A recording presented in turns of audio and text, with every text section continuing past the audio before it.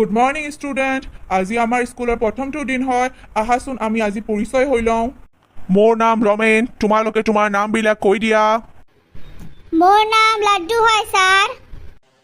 মোৰ নাম টিনা হয় ছাৰ। কোৱাচোন গুড্ডু, গৰুৰ ৰচনা কোৱা। ছাৰ, গৰুৰ দুটা চকু আছে, দুটা কাণ আছে, চাৰিটা ঠেং আছে।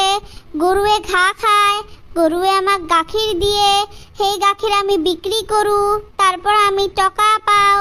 গৰুৱে মানুহৰ ঘৰত সোমাই গছ পুলি খায়।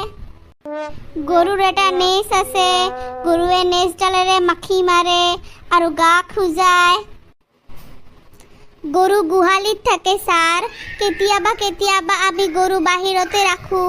গৰু বাহিৰত ৰাখিলে গৰু চোৰ কৰিলে আপোনাৰ দায়িত্ব, আমাৰ একো নাই।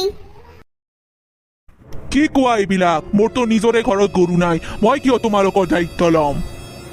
গুড্ডু, তোমাৰ গৰুৰ ৰচনা হোৱা নাই, কালি ভালকে পঢ়ি আহিবা। এতিয়া তুমি কোৱাচোন টিনা, গৰুৰ ৰচনা। ছাৰ, গৰুৰ দুটা চকু আছে, দুটা ভৰি আছে আৰু দুটা হাত আছে। গৰুৰ চকুকেইটা ডাঙৰ ডাঙৰ, কাৰণ গৰুৱে চকুত আইলিনা লগায়। কি?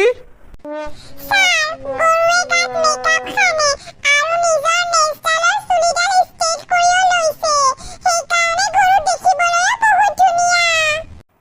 কি কোৱা এইবিলাক? তোমালোকৰ দুয়োৰে একদমেই হোৱা নাই ৰচনা। কালি ভালকে পঢ়ি আহিবা, নহ'লে তোমালোকৰ পানিছমেণ্ট আছে। ঠিক আছে ছাৰ, কালি আমি ভালকে পঢ়ি আহিম। ঠিক আছে, আজিলৈ ছুটি। কালি আমি পুনৰ লগ পাম। কালি কিন্তু মই গৰুৰ ৰচনা সুধিম। তো বন্ধুসকল, আজিলৈ ইমানেই। পুনৰ লগ পাম আন এটি নতুন ভিডিঅ'ৰ সৈতে। ভিডিঅ'টো চাই যদি আপোনালোকৰ ভাল লাগিল, তেনেহ'লে ভিডিঅ'টোত লাইক, শ্বেয়াৰ, ছাবস্ক্ৰাইব আৰু কমেণ্ট কৰিবলৈ নাপাহৰিব।